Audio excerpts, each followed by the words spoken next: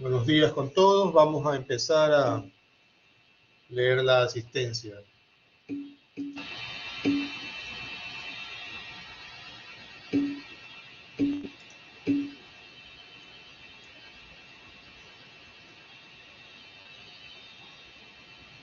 José Aquín.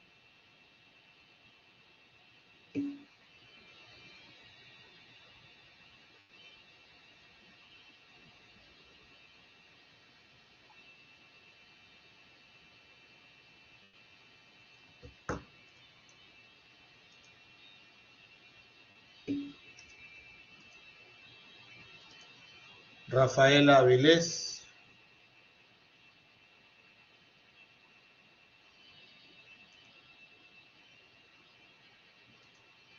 Andrés Ayala. Buenos días, doctor. Presente. Buenos días. Solami Barrera. Buenos días, doctor. Presente. Buenos días. Ariana Blasio. Buenos días, doctor. Presente. Buenos días. Aldo Boca. Buenos días, doctor. Presente. Buenos días. Eduardo Borja. Buenos días, doctor. Presente. Buenos días. Andrés Bustos.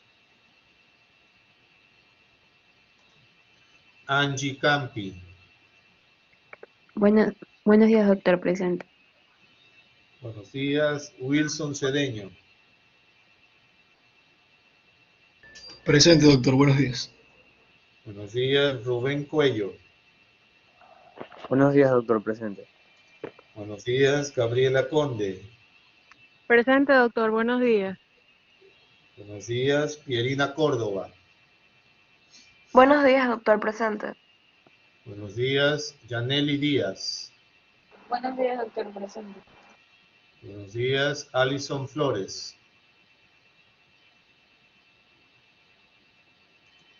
Kristen Gubitz. Buenos días, doctor. Buenos días. Camila Holguín. Presente, doctor. Buenos días. Buenos días. Amarilis Játiva. Presente, doctor. Buenos días. Buenos días. Eric Lecaro.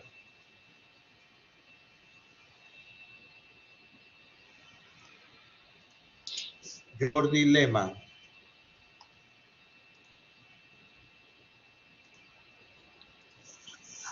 Angeli León.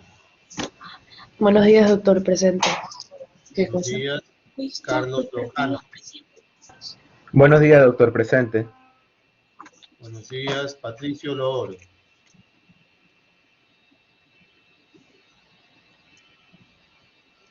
Juliana Macías. Presente. Buenos días. Buenos días. Rose Mite. Buenos días, doctor. Presente. Buenos días. Katy Monar. Presente, doctor. Buenos días. Buenos días. Kate Montes de Oca. Presente, doctor. Buenos días. Buenos días. Ariana Montalvo. Buenos días, doctor. Presente. Buenos días. Carla Morales. Presente, doctor. Buenos días. Buenos días. Adela Peñafiel. Presente, doctor. Buenos días. Buenos días. María Paula Rade. Presente, doctor. Buenos días. Necesito contestar. Buenos días. Cristina Ramón. Presente, doctor. Buenos días. Buenos ¿Dónde es el días. menú? Priscila Refani. Doctor, buenos días. Belén Repani. Buenos días. Naomi Rizo.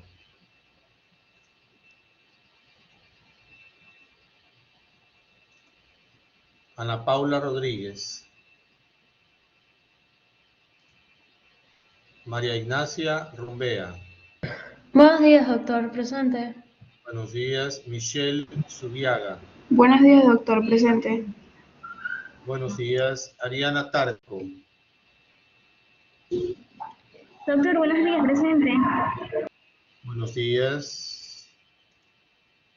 Ana Paula, usted no contestó. ¿Qué pasa con su micrófono?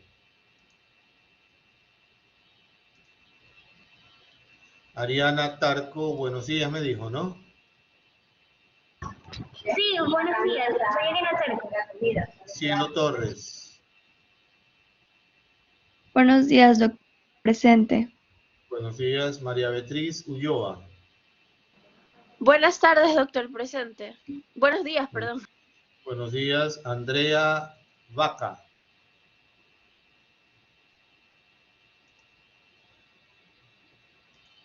María Alejandra Valencia. Buenos días, doctor. Presente. Buenos días, Dana Vera. Presente, doctor. Buenos días. Buenos días, Juliana Wilches. Presente, doctor. Buenos días. Buenos días, Valentina Zambrano. Presente, doctor. Buenos días. Buenos días, vamos a revisar algunas ausentes. José Aquín. Rafaela Avilés. Presente, doctor. Buenos días. Buenos días. Andrés Bustos. Andrés, usted me escribió, pero no se oye su micrófono. Tiene que revisarlo, por favor. No se escucha, Andrés. Alison Flores. Eric Lecaro. Jordi Lema. Patricio Loor. Naomi Rizzo. Andrea Vaca.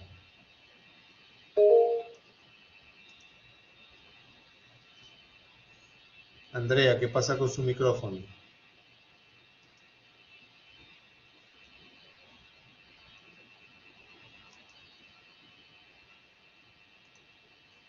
Ok, tenemos presente.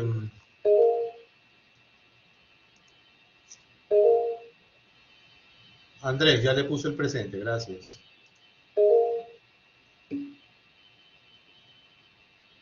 Ok. Listo, doctor, gracias. Patricio, cuénteme. Doctor, disculpe, tengo problemas de conexión. Ok, estás presente. Muy bien.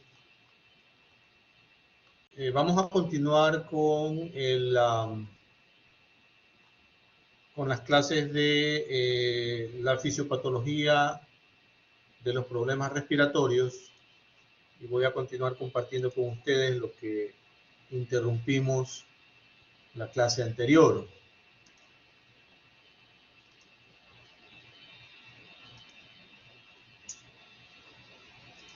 Ok. Entonces tenemos que habíamos visto anteriormente las alteraciones respiratorias dependiendo en qué compartimento de las estructuras respiratorias estaban ubicadas las patologías. Y habíamos visto vías aéreas superiores, vías aéreas inferiores y espacios alveolares. El día de hoy quiero continuar con las alteraciones funcionales que se presentan cuando hay patologías a nivel del intersticio pulmonar. Para comprender el intersticio pulmonar, estos espacios que quedan entre los alvéolos a nivel interno del parénquima pulmonar, podríamos dividirlo en tres compartimentos o tres espacios intersticiales. El uno es el intersticio subpleural, que se ubica, como su nombre lo indica, debajo de la pleura visceral, envuelve el pulmón y lo divide en compartimentos a su vez con unas estructuras llamadas septos interlobulares. Además de esto tenemos el intersticio parenquimatoso propiamente dicho, que existe entre un alveolo y un capilar.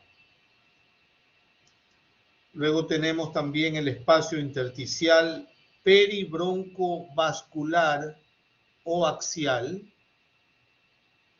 que está formado por el tejido conjuntivo que rodea los bronquios y los vasos sanguíneos. En el hilio pulmonar podemos encontrar estas estructuras que se ramifican generalmente siguiendo la división de los bronquios. El intersticio parenquimatoso, las membranas basales, forman parte también de estas estructuras y generalmente tienen un capilar en su interior. Finalmente, el intersticio parenquimatoso propiamente dicho es el espacio que separa la membrana basal de los neumocitos alveolares y aparte también el endotelio de los capilares sanguíneos. Aquí encontramos diferentes tipos de células, macrófagos, fibroblastos y también importantes estructuras colágenas que cuando ocurren las enfermedades a nivel del intersticio, definitivamente el proceso inflamatorio produce una restricción de las funciones respiratorias. Las enfermedades principales que encontramos afectando al intersticio pulmonar son llamadas las enfermedades pulmonares intersticiales. Vamos a dividir estas con el objeto de estudiarlas en dos grupos principales dependiendo de la causa que la esté originando. Si la etiología es desconocida, podríamos hablar, por ejemplo, de una fibrosis pulmonar idiopática, en donde no encontramos nosotros una etiología que pueda definir el origen de esta enfermedad. Tenemos también la neumonía intersticial aguda, la neumonía intersticial descamativa, y así por el estilo, otro tipo de neumonías intersticiales que puede ser que no tengan una etiología definida y pasan a ser conocidas como idiopáticas. Aquellas patologías intersticiales con etiología conocida generalmente pueden estar asociadas a enfermedades del colágeno, podrían estar asociadas también a fármacos. Existe una patología específica que es la neumoconiosis, que también se caracteriza por producir problemas intersticiales. En algunos casos o en algunos pacientes oncológicos, en donde se está realizando, por ejemplo, radioterapia, puede presentar como efectos secundarios de este tratamiento oncológico una enfermedad intersticial pulmonar. Es común también poder encontrar pacientes con pulmonías o enfermedades neumónicas intersticiales debido a inhalación de ciertas sustancias generalmente inflamatorias y que causan agresiones a nivel del pulmón, pudiendo en algún momento llamarse esto una patología alérgica o una alveolitis alérgica. Y finalmente, pues, también tenemos aquí el componente hereditario o congénito, en donde ciertas enfermedades a nivel hereditario pudieran producir la enfermedad intersticial. Como ustedes conocen, la enfermedad intersticial generalmente producen restricción a nivel de los volúmenes pulmonares, generalmente tienden a disminuir la cantidad de oxígeno que pueda entrar en el organismo del paciente, lo que produce una compensación o una adaptación del paciente aumentando la frecuencia respiratoria. Ahora, esta compensación al principio pudiera mantener una ventilación o una oxigenación normal, e inclusive paradójicamente a veces aumentada, pero esta adaptación, como ustedes conocen en todos los mecanismos compensatorios, lleva en algún momento a la falla y los valores de oxígeno de estos pacientes van a tender a disminuir posteriormente. Por lo tanto, van a haber consecuencias funcionales en la distensibilidad pulmonar, que va a estar disminuida y que es una característica muy común en todos los procesos intersticiales o enfermedades del intersticio pulmonar, y básicamente se debe a la pérdida de la elasticidad del parénquima pulmonar a nivel estructural interno del alveolo, lo que produce a la larga la pérdida del pulmón funcionante y pues podría llevar inclusive a una restricción respiratoria sumamente importante, ¿no? Existen algunos mecanismos para poder determinar la capacidad respiratoria del paciente. Uno de ellos es la espirometría. Es una técnica exploratoria de la función respiratoria que mide los flujos y los volúmenes que el paciente utiliza y que podríamos usar nosotros también como diagnóstico para determinar la capacidad respiratoria del mismo. Mediante este examen nosotros medimos el flujo de aire que el paciente inhala y exhala y podríamos pues evaluar realmente un amplio rango de enfermedades respiratorias con este examen. Por ejemplo, nosotros un patrón normal lo consideramos mayor a 80, podría ser, en cuanto a la capacidad respiratoria, en porcentaje, pero si ya tenemos una disminución de la misma, este va disminuyendo hacia 65, 50, según lo clasifiquemos como leve, moderado o severo. Si hay una restricción respiratoria entre 35 y 50%, vamos a considerar que es severo el cuadro del restrictivo, y menor a 35%, pues ya lo consideramos un cuadro muy, muy severo. Otra patología que tenemos que tomar en cuenta cuando hablamos acerca de los problemas respiratorios son los procesos asmáticos.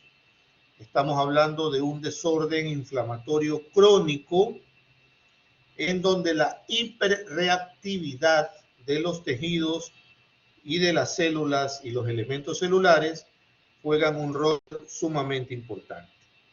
Esta hiperreactividad bronquial produce cuadros muy frecuentes de disnea, sibilancias en el paciente, dolor opresivo a nivel del pecho, y generalmente son pacientes que tienen también tos. Los procesos inflamatorios se producen, generalmente estos accesos producen en la noche y en las primeras horas de la mañana.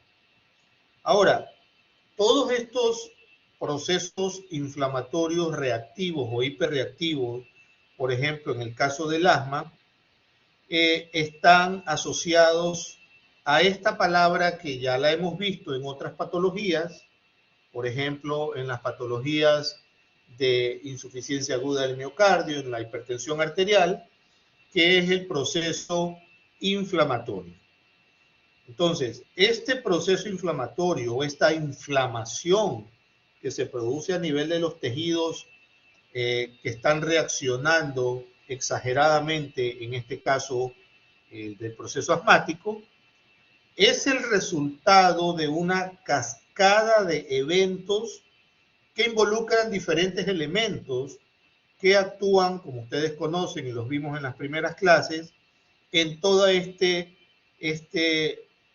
proceso de eventos inflamatorios celulares, en donde participan elementos celulares como los linfocitos T, los eosinófilos, los mastocitos, neutrófilos, macrófagos y otros mediadores y factores que interactúan entre sí, llevando a esta inflamación y a una hiperreactividad de los tejidos bronquiales.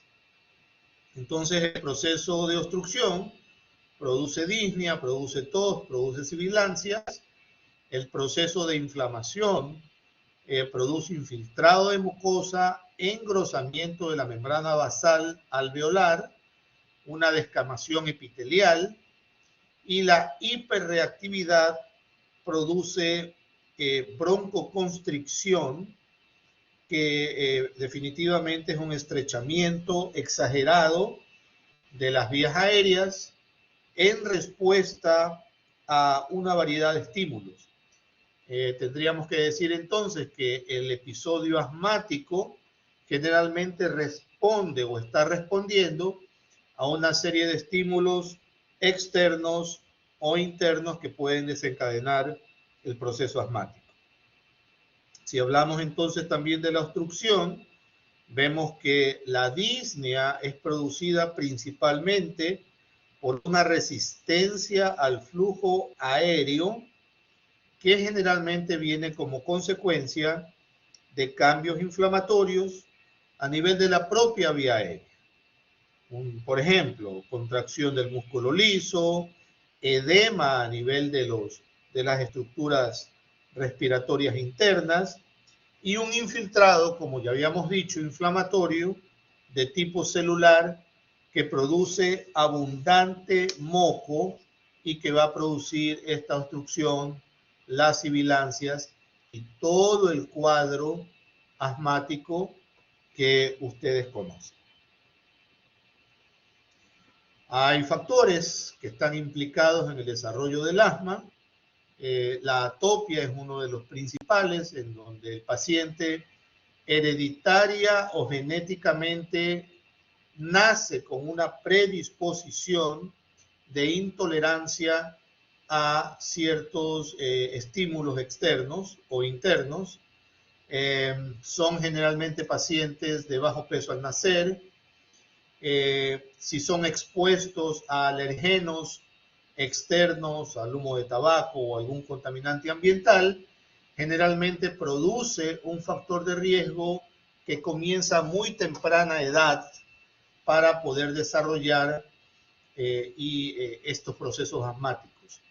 Miren ustedes una visión intraparenquimatosa normal o intrabronquial alveolar normal y una visión de bronquios y bronquiolos con edema, con hipersección, con proceso inflamatorio reactivo que va a producir el fenómeno asmático. Existen medicamentos también que pueden desencadenar el proceso y hay factores que disparan los ataques asmáticos que no son permanentes, sino que se pueden producir periódicamente, como son alergenos cuando el paciente tiene algún tipo de infección viral, al realizar esfuerzos físicos. Generalmente hay unas estaciones en el año en donde los accesos asmáticos son más frecuentes, especialmente en las estaciones secas y de frío, y ciertos fármacos que van a producir una reacción inflamatoria o alérgica a nivel del paciente y va a producir el acceso asmático. Ahora, todo este mecanismo que hemos hablado del proceso de inflamación, el proceso de edema, el proceso de broncoconstricción que puede producir en algún momento un problema respiratorio, se origina en un sistema muy elaborado de defensa del sistema mucociliar. Entonces, estamos hablando de que existe un mecanismo dentro de las estructuras bronquiales que constituye el barrido mucociliar y que pues requiere que todos los componentes de esta estructura estén en equilibrio. La capa mucosa superficial, que está en contacto con la luz, tiene ciertas sustancias o ciertos elementos, mejor dicho, capaz de adherir virtualmente cualquier partícula que pueda inhalarse.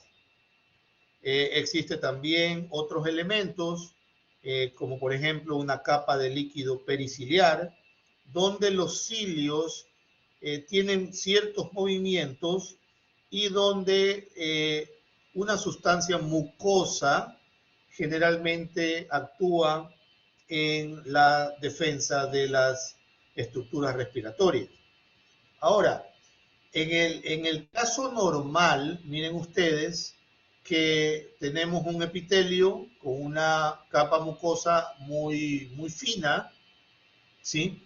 Y en el asma bronquial, debido a los procesos inflamatorios que ya hemos explicado, todas las estructuras de la defensa del sistema mucociliar se convierten en estructuras con una hipercelularidad, con unas glándulas también aumentadas en número y que en la parte externa de la membrana basal presenta una cantidad de moco muy importante, lo cual vuelve muy dificultoso el proceso respiratorio.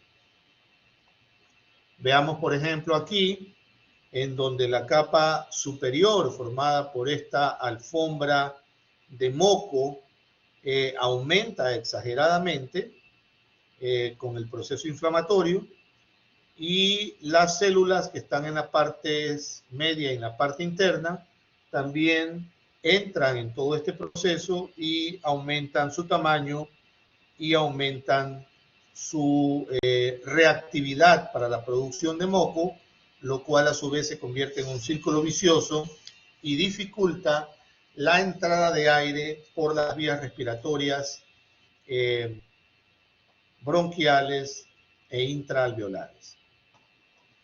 Existe otra patología que es llamado pues el enfisema, en donde el problema intersticial de un pulmón enfisematoso tiene mucho que ver con la destrucción y la dilatación de tanto las paredes como los espacios alveolares, en donde permanentemente esta destrucción va a continuar si el paciente continúa siendo expuesto también a todos aquellos elementos que están produciendo el problema enfisematoso, va a continuar avanzando y destruyendo las estructuras a nivel intraalveolar, en donde el paciente va a presentar clínicamente un síntoma que es la disnea, la dificultad para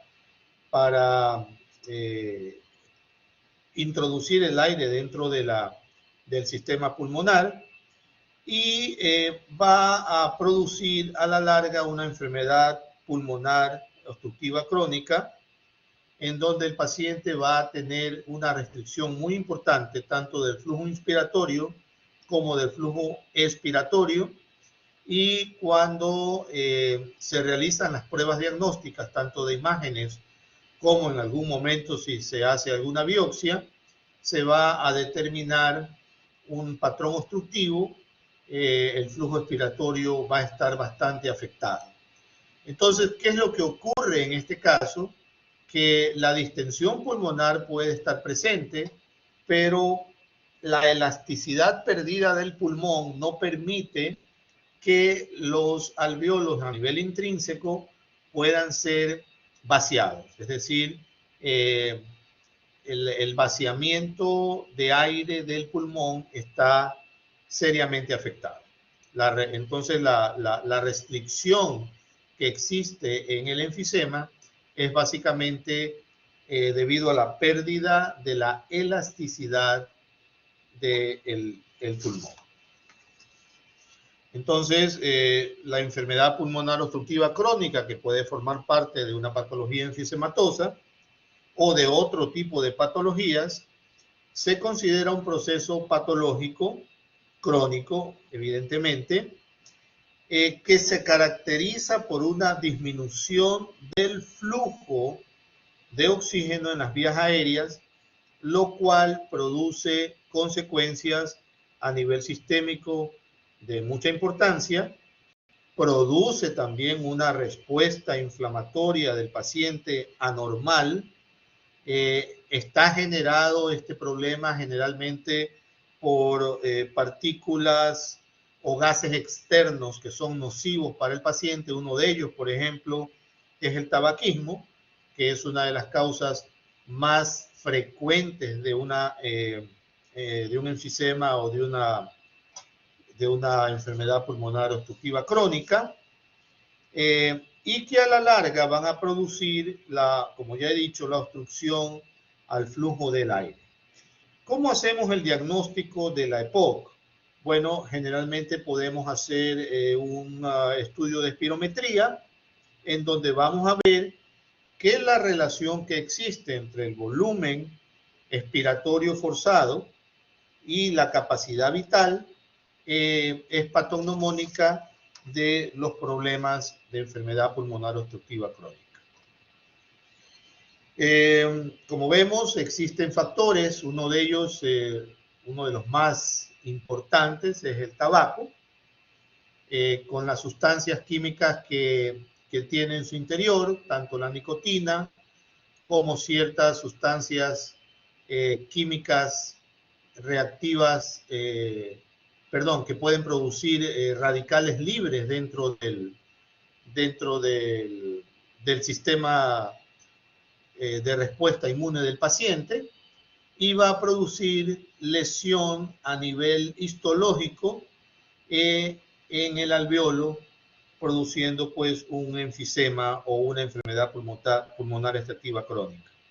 Ahora, entre los factores de riesgo de este tipo de enfermedades, no solamente se considera el tabaco, pero también la exposición a medios muy contaminantes, por ejemplo, aquellos pacientes que han trabajado toda su vida en ambientes en donde existe mucha polución del aire, por ejemplo, el humo de fogones o ciertas sustancias que son muy reactivas inflamatoriamente a nivel pulmonar.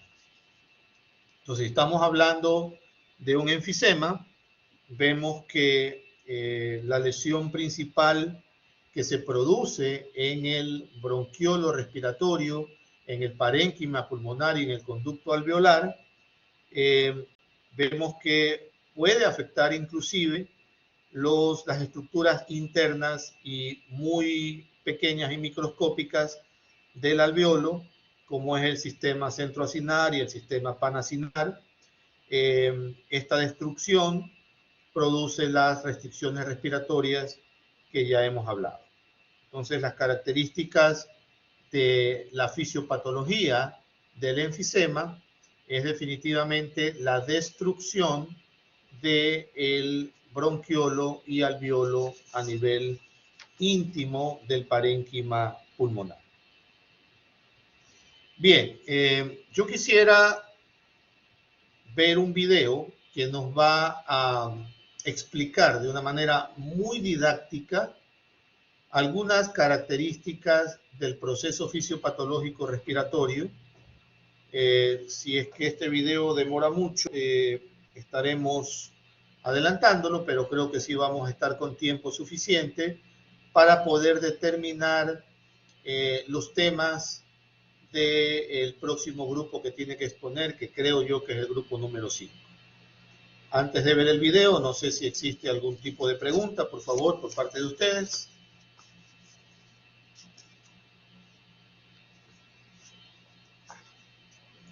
Si no es así, vamos a continuar.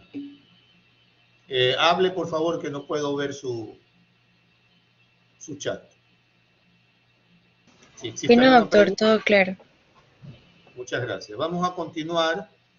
Yo creo que esto nos va a ayudar muchísimo a comprender toda esta fisiopatología de problemas respiratorios. ¿Qué tal, amigos? ¿Cómo están? Que es muy Bienvenidos a este curso de interesante. fisioterapia cardiorrespiratoria denominado TIREX. Gracias a ellos y también gracias a la Universidad Ramón de Barcelona, España, juntamente a la Facultad de Ciencias de la Salud, por hacer posible que exista este tipo de material, este tipo de video para cada uno de ustedes. Si tú quieres más información de este curso, te invito a que revises el link que está acá abajo en la descripción de este video, para que te enteres no solo el maravilloso trabajo que hacen nuestros amigos de TIREX, sino también encuentres clases como esta, videos como este, y clases de otros profesores internacionales que están dictando este curso de alto nivel.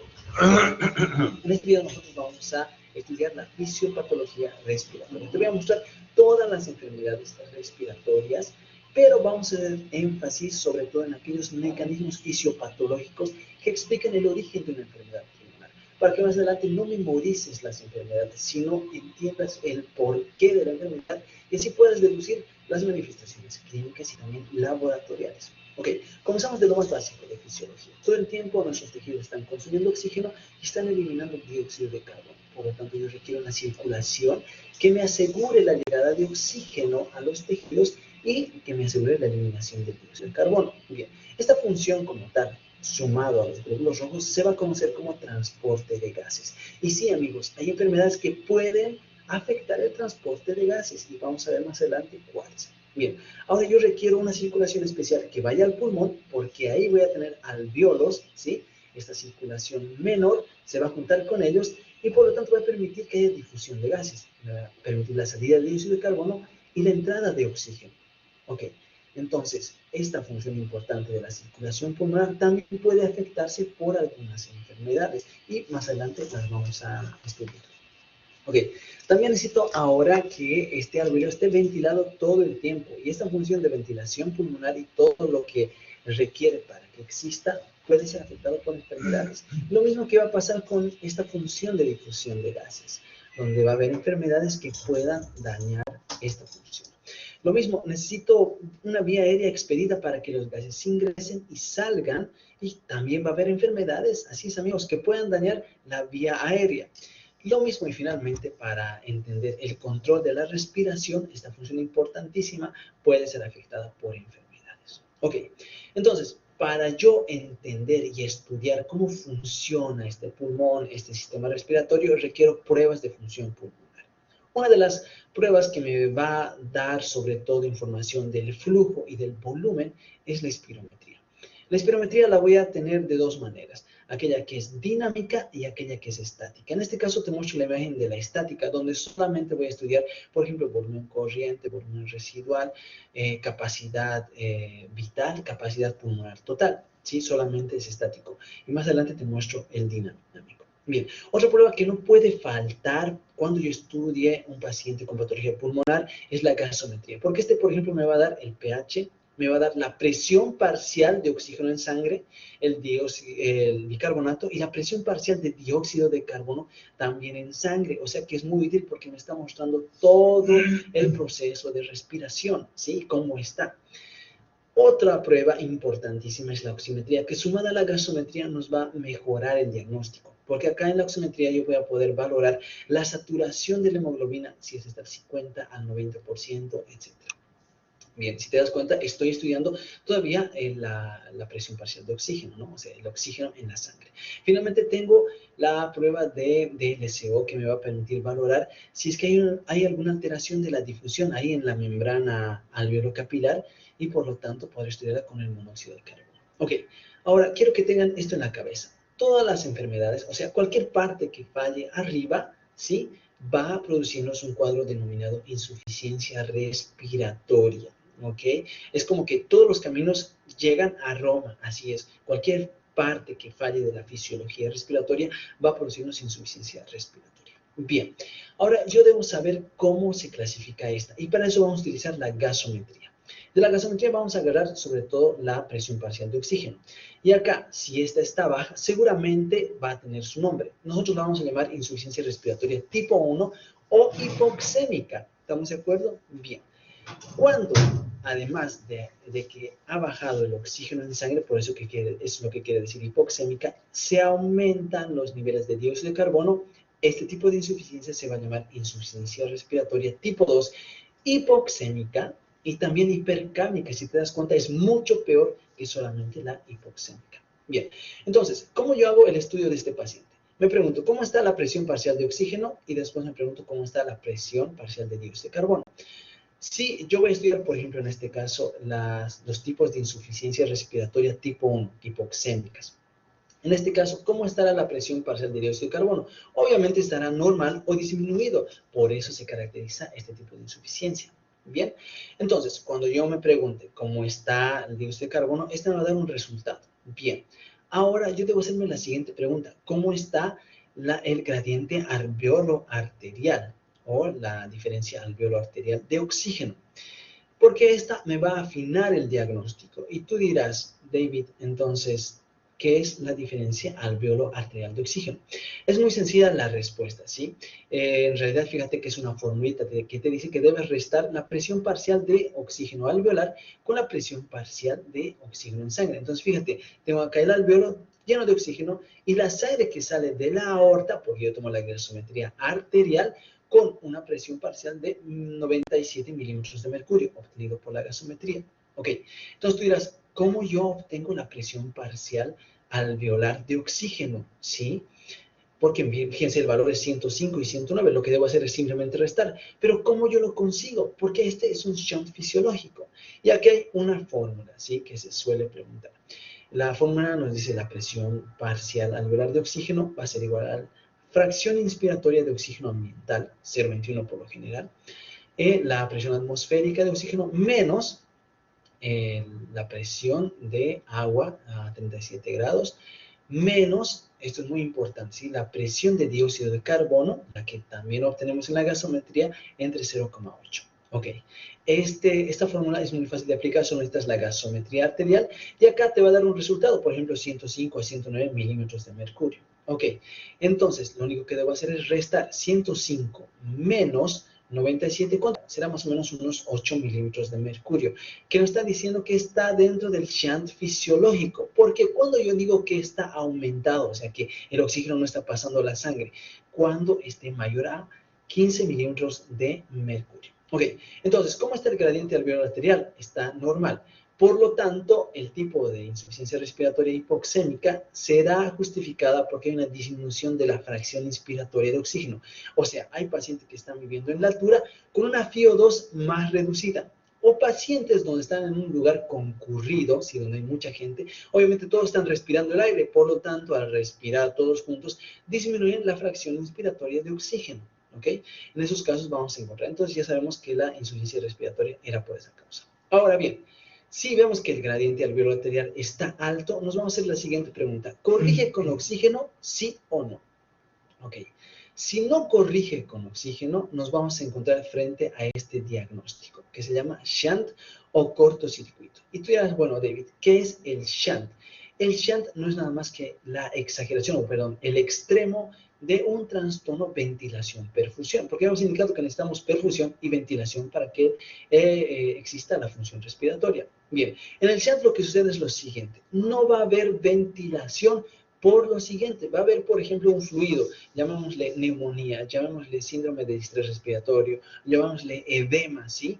Y hacen que este alveolo no sirva, no hay ventilación, pero lo que sí hay abajo, ¿qué es? Perfusión. Por lo tanto, el oxígeno que viene con sangre venosa va a llegar a este lugar y obviamente es hipoxémico porque viene con sangre venosa sistémica.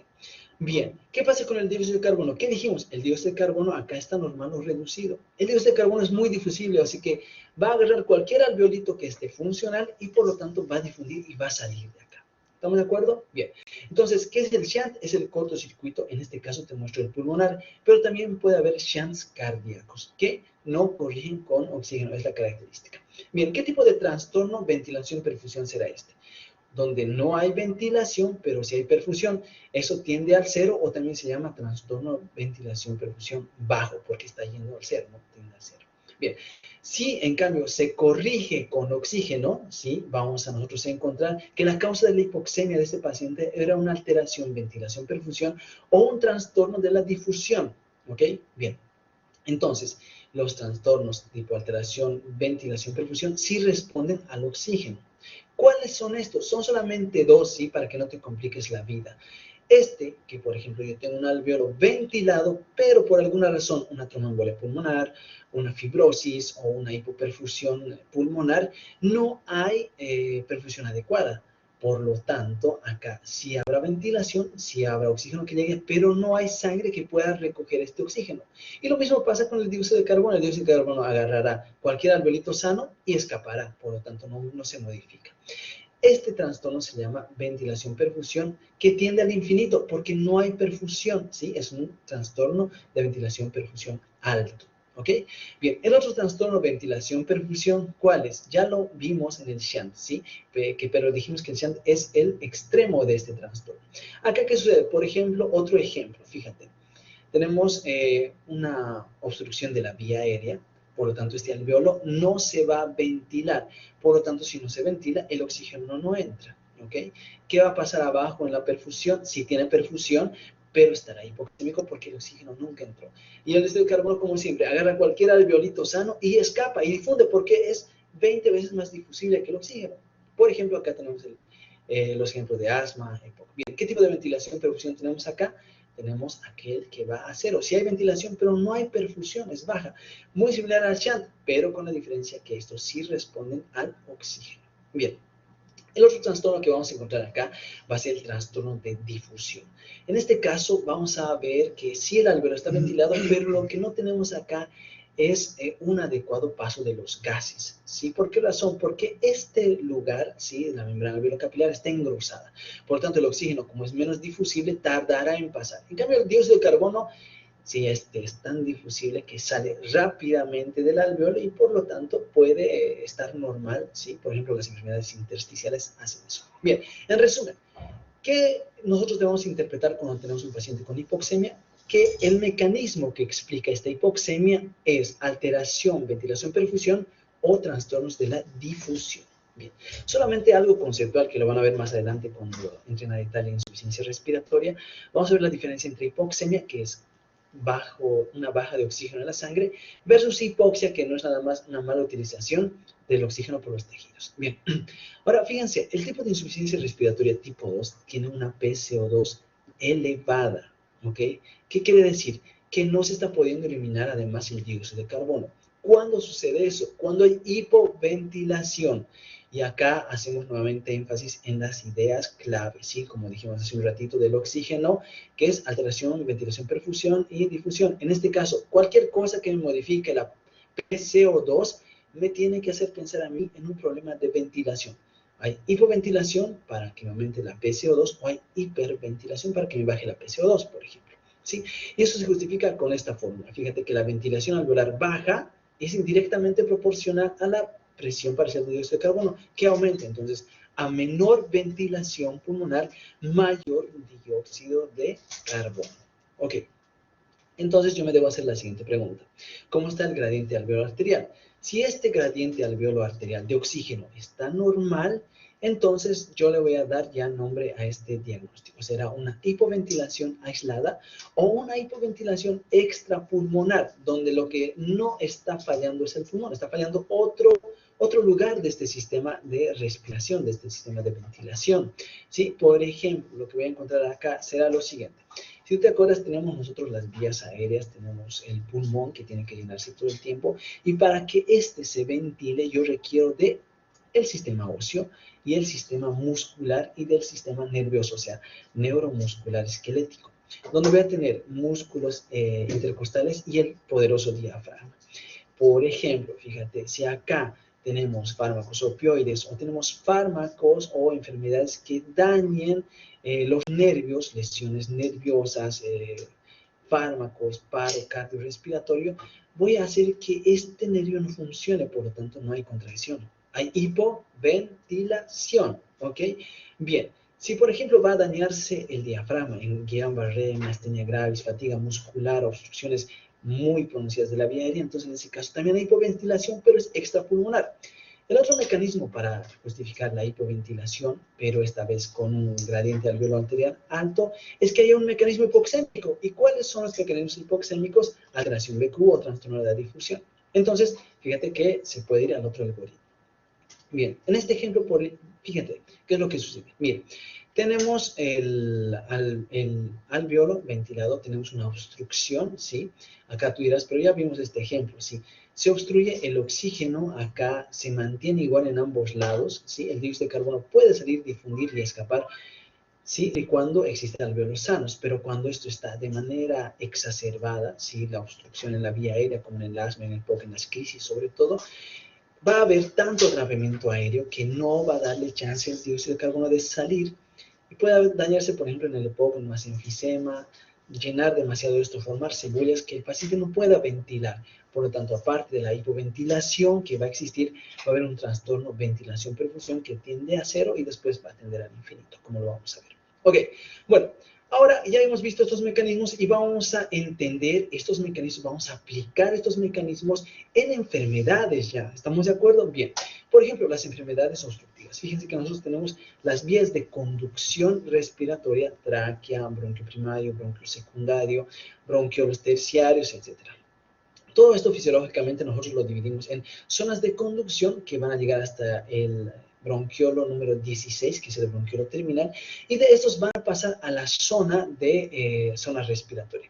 Y la zona respiratoria va a comenzar en el bronquiolo número 17, ¿sí? Que va a ser el bronquiolo de transición. Ya en adelante, hasta el 22, vamos a tener los sacos alveolares. Bien, ¿qué es importante de acá que yo recuerde? Porque estos lugares van a ser afectados por enfermedades obstructivas de la vía aérea. Lo siguiente, que vamos a tener cartílago, ¿sí? En las primeras zonas de conducción, y en la zona respiratoria no tenemos cartílago, pero sí tenemos músculo liso hasta el bronquiolo 17, porque estas enfermedades se manifiestan con broncoconstricción, y entonces si va a haber músculo liso ahí, seguramente va a haber broncoconstricción y cierre de la vía de conducción, de la vía aérea. ¿Quiénes me dan este tipo de enfermedad? Asma, EPOC, bronquitis, bronquiectasias, linfangiosis, histiocitosis X, etc. Bien, ahora vamos a ver cómo sucede el mecanismo patogénico. Fíjate que nosotros vamos a hacer un zoom a esta imagen. Acá tenemos la zona respiratoria, tenemos el músculo liso, tenemos los alveolos, los sacos alveolares y los alveolitos que están ventilados por este momento. Bien, tenemos la sangre que está circulando todo el tiempo, que está recambiándose. Bien, ¿qué es lo que sucede? Mira, tenemos ahí obstrucción de la vía aérea, ¿sí? Por lo tanto, si aquí se obstruye, va a producirnos este mecanismo de válvula que puede producirnos sibilancias o roncus en el paciente. Ese mismo mecanismo de obstrucción de la vía aérea va a afectarnos la espirometría dinámica. Si, por ejemplo, yo confronto el flujo en el tiempo, mira cómo sucede lo siguiente. Voy a evitar que salga el aire con toda la fuerza que debería salir, por lo tanto voy a prolongar esta curva y tendré una disminución del flujo expiratorio forzado, ¿sí? Porque el paciente va a hacer soplar en la espirometría y eso se va a disminuir porque está obstruida la vía, ¿ok?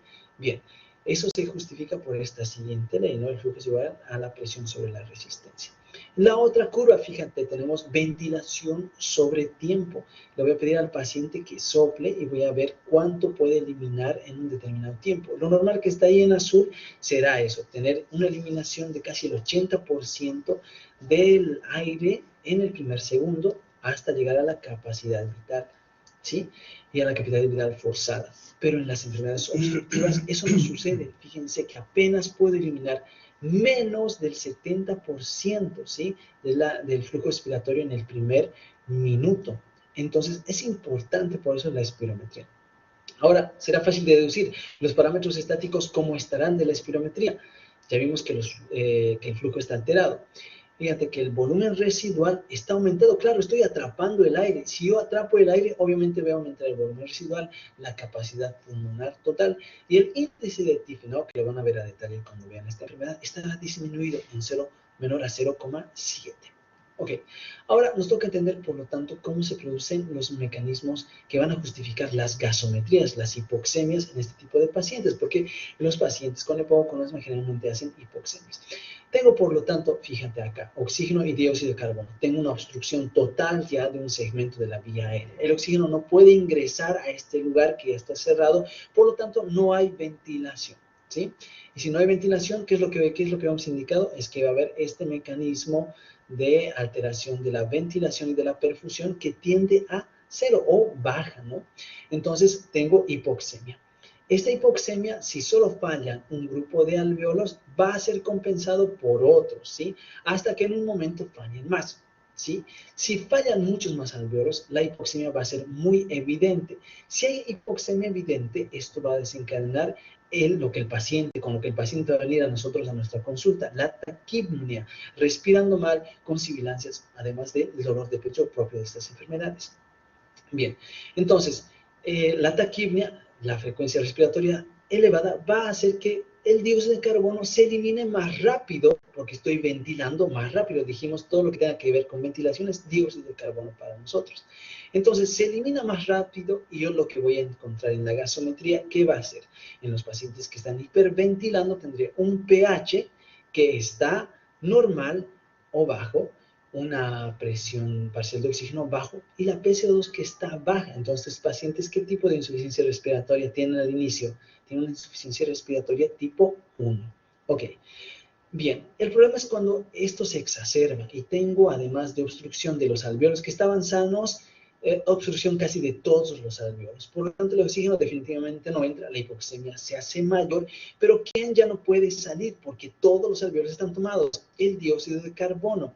Y si eso sucede, el paciente va a entrar en falla respiratoria, va a tener fatiga muscular y, por lo tanto, la hipoventilación propia del atrapamiento aéreo más la fatiga muscular nos va a dar esta gasometría, un pH muy ácido, una PCO2 muy alta y obviamente la hipoxemia, insuficiencia respiratoria tipo 2. Entonces evoluciona mal, no solamente la evolución de la enfermedad.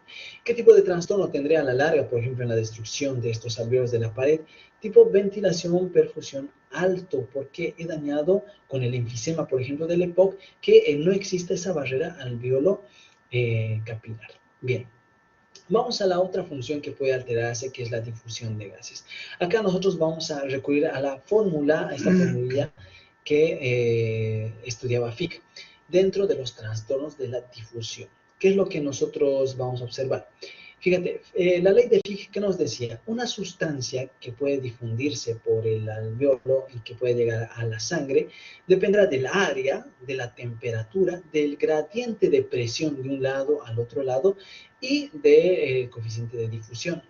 Inversamente proporcional a la distancia, ¿sí? O sea, mientras más largo, más grande la distancia, seguramente difundirá menos, como sucede en las enfermedades intersticiales. Ok, entonces vamos a estudiar cada uno de ellos. Pero comenzamos con el coeficiente de difusión, que nos dice, por ejemplo, es muy importante lo que habíamos repetido hace un instante, que el oxígeno tiene un coeficiente de 1 y el dióxido de carbono de 20 veces más respecto al oxígeno. Entonces, cualquier alveolito le servirá para escapar. Por eso tenemos ese patrón que ya vimos al inicio. ¿Ok? Bien, ¿qué otro tipo de enfermedades tenemos? Daño del área, por ejemplo, en los enfisemas, daño del gradiente de presión, se aumenta, por ejemplo, la distancia de la difusión de gases. Es lo que vimos en los trastornos al inicio, para entender cómo se producían los mecanismos de insuficiencia respiratoria tipo 1. Fíjate que tenemos un alvéolo, pero hemos indicado que este está engrosado. Engrosado por cualquier causa, enfermedad intersticial, un edema intersticial, una neumoconiosis, sarcoidosis, etc. Por lo tanto, lo que voy a tener acá es que el oxígeno no pasa y el dióxido de carbono sí, porque es 20 veces más difusible. Entonces tendré hipoxemia y tendré hipocapnia por la hiperventilación.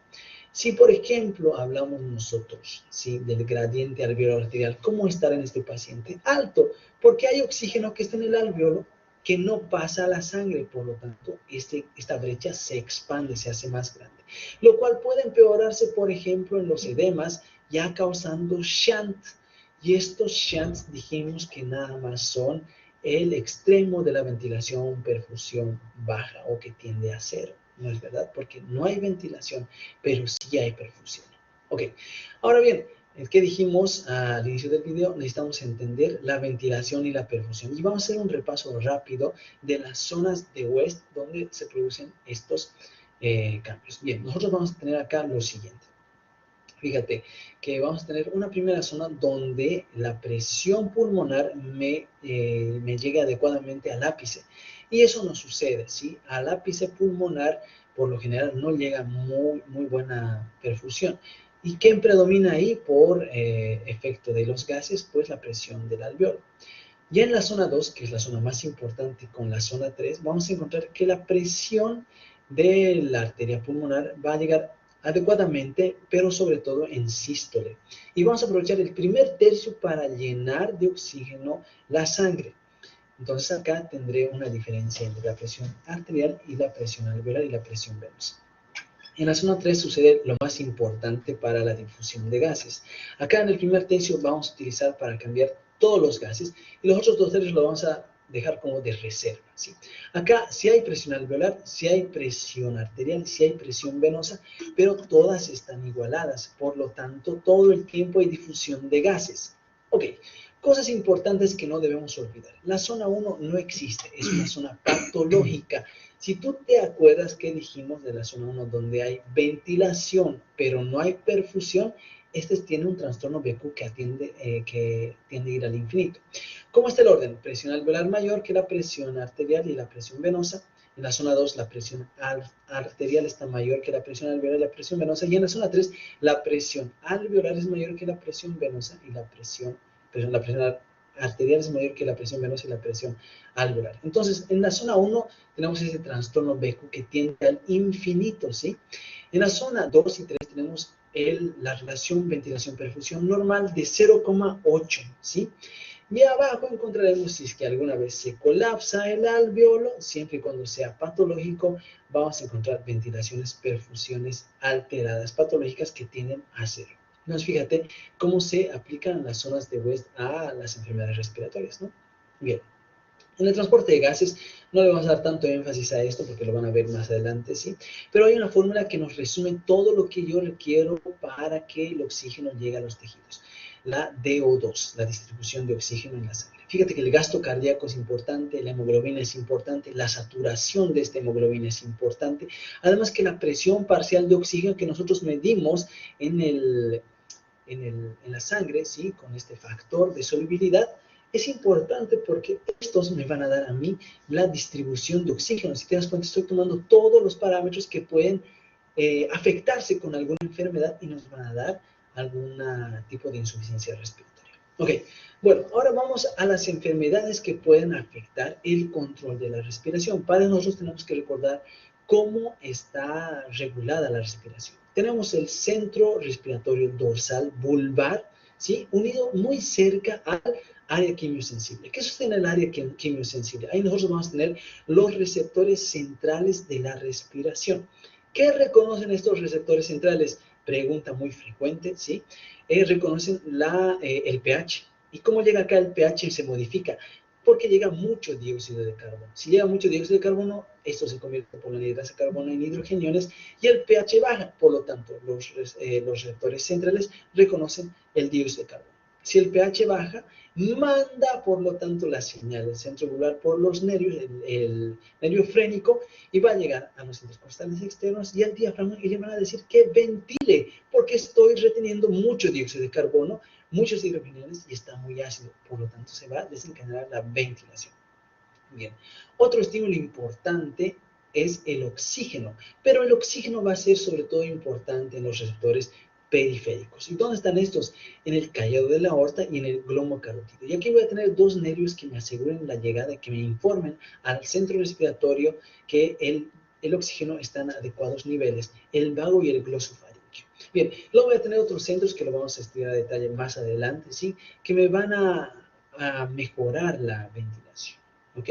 Bien, ¿qué enfermedades pueden afectar este centro respiratorio? La hipertensión intracraneana, la esclerosis lateral amiotrófica, drogas, traumatismo, ¿sí? Imagínate que tengo un hematoma ahí en la cabeza que comprime este núcleo, por lo tanto voy a tener respiraciones patológicas y no voy a poder ventilar adecuadamente el pulmón, ¿sí? Entonces, si hay alteración de la ventilación, ya espero que te imagines qué trastorno puede haber en la gasometría. Bien, ok, si por ejemplo se afecta el nervio frénico por un trauma raquimedular, una poliomielitis, un tumor, una hemorragia, una neuropatía, también voy a afectar la ventilación pulmonar. Entonces es fácil de deducir. Si no hay ventilación, ¿qué dijimos? ¿Quién se va a retener? Se va a retener el dióxido de carbono. Y si se retiene el dióxido de carbono, tengo un pH ácido y además tengo hipoxemia. ¿Ok? Bueno. Ahora veamos un poco de las enfermedades restrictivas, ¿sí? Las enfermedades restrictivas, sobre todo para entender esto, nosotros tenemos que recordarnos que mientras en el alveolo disminuya la presión en menos 1 centímetro de agua, voy a asegurarme de que llegue 350 ml o 2/3 de una ventilación normal al alveolo y 1/3, o sea, 150 ml al espacio muerto anatómico, a todas las vías de conducción. Esto va a estar dado gracias a la presión transpulmonar, que no es nada más que la diferencia entre la presión alveolar y la presión transpleural. Mientras mayor sea esta, mayor ventilación. Entonces, entender, por ejemplo, enfermedades de la caja respiratoria. Como también habrán enfermedades neuromusculares que no permitan que haya esta ventilación normal, como parálisis del diafragma, como enfermedades tipo Guillain-Barré, por ejemplo, como enfermedades de distrofia de Duchenne, miastenia gravis, etc. Okay. Entonces, si te das cuenta, estoy restringiendo la función pulmonar. Bien, pero vamos a ir un poco más detallados a esto. Nosotros vamos a encontrar este concepto que se llama compliance, que me relaciona el volumen y la presión. Una adecuada compliance, una adecuada distensibilidad del pulmón va a darnos una adecuada ventilación. Recordemos otra cosa importante, que la inspiración es un proceso activo y la expiración es un proceso pasivo. La inspiración depende de la contracción del diafragma sobre todo. Entonces, va a haber acá dos tipos de resistencias a la hora de ventilar. La resistencia de la vía aérea y la resistencia elástica del pulmón. Esta resistencia elástica se conoce como distensibilidad, también denominado compliance. Entonces, espero que el concepto esté claro. Bien, en cambio, la expiración se va a llamar retracción elástica o elastancia. Bien, ahora, ¿qué enfermedades restrictivas yo voy a tener? Aquellas que, por ejemplo, me disminuyen la capacidad pulmonar total, que sean de origen parenquimatoso. En otras palabras, ¿está fallando quién? El pulmón, el intersticio pulmonar o todo el pulmón como tal. Sí, pero está el problema en el parénquima. Este alveolo, por ejemplo, está muy fibrosado, tiene muchas fibras alrededor. Por lo tanto, si tiene mucha fibrosis, sarcoidosis, neumoconiosis, no se va a poder expandir. Y si no se puede expandir, esto yo lo puedo valorar con una espirometría. Fíjate que en gris te pongo lo normal y en rojo lo anormal. Mira, apenas el paciente puede expandir un poquito su pulmón. Claro, porque está fibrosado, ¿sí? Bien, y abajo fíjate cómo el paciente apenas puede respirar un poquito, meter un poquito de volumen, ¿sí? Y obviamente estos patrones espirométricos lo vamos a ver más adelante. Entonces, aparte de tener las enfermedades parenquimatosas, tendré otras enfermedades extraparenquimatosas que lo van a ver a detalle en ese tema. Bien, vámonos ahora a los trastornos circulatorios. Los trastornos circulatorios van a afectar sobre todo al ventrículo derecho y a la arteria pulmonar, porque estos hacen lo siguiente, fíjate. Vamos a ver lo que sucede, por ejemplo, en alteraciones tipo tromboembolia pulmonar o fibrosis, ¿sí? ¿Qué es lo que se da acá? Voy a llegar a irrigar todos los alveolos. Si, por ejemplo, yo tengo un trombo que llega acá, ¿sí? Este alveolo no está bien ventilado. Y acá hay un proceso importante y es especial en la circulación pulmonar. Siempre que haya hipoxemia, estos vasos reaccionan con vasoconstricción hipóxica. Por lo tanto, la hipoxemia va a generar aumento de la presión pulmonar. ¿Qué cosas pueden hacer eso? La enfisema, la fibrosis, perdón, el enfisema, ¿sí? Que pueden tener este efecto de ventilación-perfusión alto, ¿no? Bien, entonces tengo hipoxemia, pero tengo alveolos todavía sanos. Estos alveolos sanos van a compensar este proceso hipoxémico haciendo la hiperventilación, haciendo que entre más oxígeno. Por lo tanto, tendré una presión para el de oxígeno bajo, ¿sí? Por la hiperventilación, y el dióxido de carbono también estará bajo. Bien, pero ¿qué pasa si se afectan más circulación, más capilares, ¿sí? Voy a hacer, por lo tanto, que solamente por los capilares funcionales haya un hiperflujo. ¿Qué quiere decir? que pase la sangre por ahí. Por lo tanto, el primer tercio que me servía para llenar la sangre de oxígeno ya no me va a servir porque hay demasiada sangre pasando por acá. Voy a utilizar todos los tercios y aún no va a ser suficiente. Voy a tener, por lo tanto, hipoxemia, ¿sí? Y hipocapnia. Ok, acá la vasoconstricción hipóxica va a generar hipertensión pulmonar. Y si hay hipertensión pulmonar, mis queridos amigos, la presión de la arteria pulmonar va a estar arriba, la presión media, arriba de los 15 milímetros de mercurio. Esto puede producir dos procesos importantes, hiperplasia e hipertrofia en la musculatura pulmonar, aumentando por lo tanto la resistencia, ¿sí? Ahora bien, trombos, destrucción de la arquitectura pulmonar, todos ellos pueden afectar y pueden darnos hipertensión pulmonar. Y si hay hipertensión pulmonar, ¿qué es lo que va a haber a la larga? Un daño y una modificación, remodelación del ventrículo derecho, lo que se conoce como cor pulmonar crónico. Bien, amigos. Muy bien, entonces yo creo que ha sido una explicación bastante interesante. Lo que vamos a hacer ahorita es, vamos a ver primero si hay alguna pregunta o algo que quieran comentar, por favor, para luego llevar a la asignación de la presentación del grupo el día lunes. Creo que correspondería, si no me equivoco, al grupo 5. Y también quisiera ver si alguien del grupo que está ahorita presente no está incluido en alguno de los grupos. Yo creo que Belén, usted todavía no está incluida. Sí, doctor.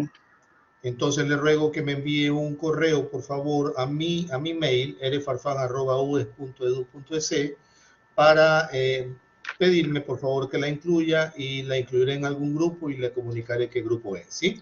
Listo, doctor, gracias. Entonces, en este momento le voy a dar la opción al grupo 5 y le voy a compartir cuál es el tema. Son realmente dos temas. Si el grupo 5, por ejemplo, tiene, digamos así, cuatro participantes o 5 o 6 participantes, quiero que se dividan los temas y un grupo, la mitad, por ejemplo, me presente este tema de acá, que lo voy a escribir en este momento, es neumonías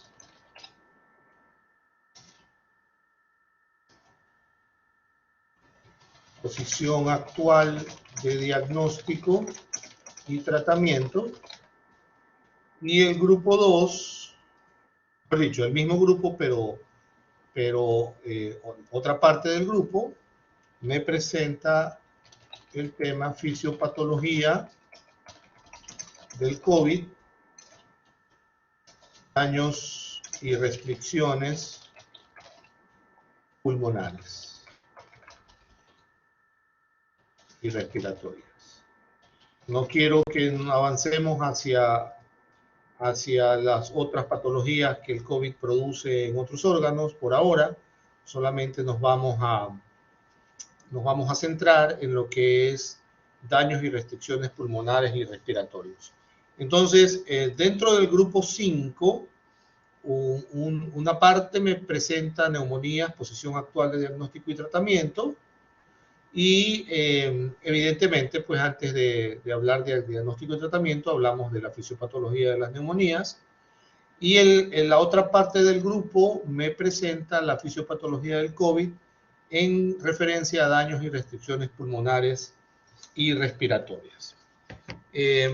Yo quisiera indicarles que para el día miércoles de la próxima semana vamos a tener una segunda lección escrita que incluyan los temas que hemos visto en las últimas clases, ¿no?